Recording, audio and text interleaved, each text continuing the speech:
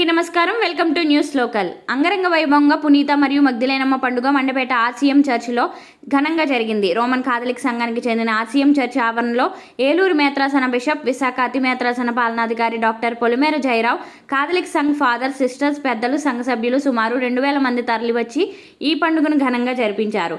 ఈ కార్యక్రమానికి father K Ratnakar, Saint on sisters సహాయ సహకారాలు అందించారు. పాప జీవితాన్ని వేడి పుణ్య మార్గం నడుపేయించాలి. అపవిత్రమైన జీవితం నుండి పవిత్రం లేకుండా అజ్ఞానమైన బోధన చెల్లి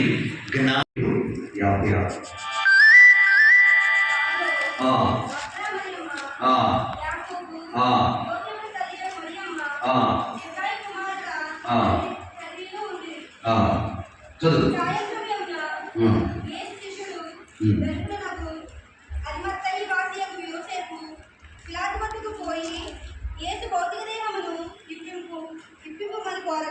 ఓకే. యాకోబు, యోహానులు, తల్లి యొక్క మరియమ్మ వారందరూ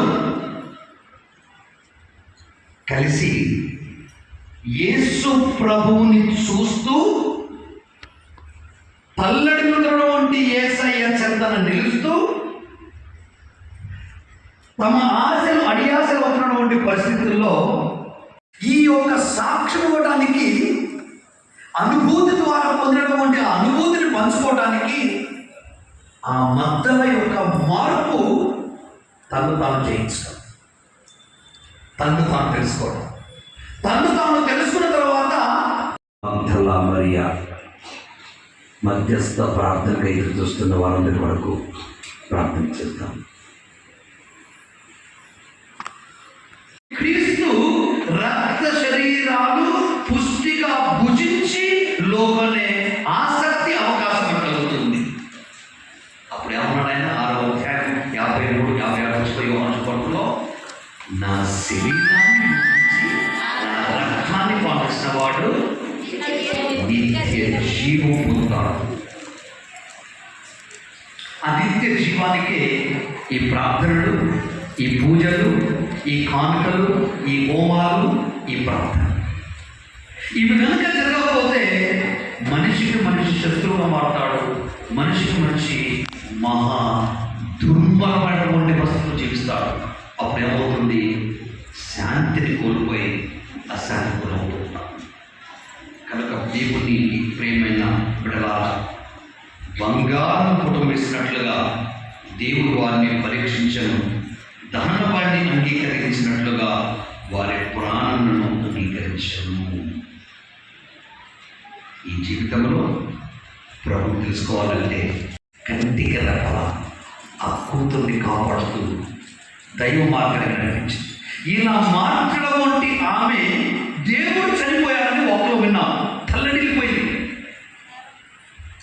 నా దేవుడిని సమాధి చేశాం కదా, ఎక్కడ నా దేవుడు అని ఏడుస్తూ విలపిస్తుంటే, ఏ విధంగానైతే ప్రత్యక్షంగా కనిపించిన దేవుడు మరణాంతం ద్వారా ఆమె కనపడబోయేసరికి ఆమె తల్లడిల్లిపోయిన విధానం నీవు నీ కన్నప్పుడు కనపడకపోతే అంతకంటే ఎక్కువగా తల్లడిల్లిపోయింది.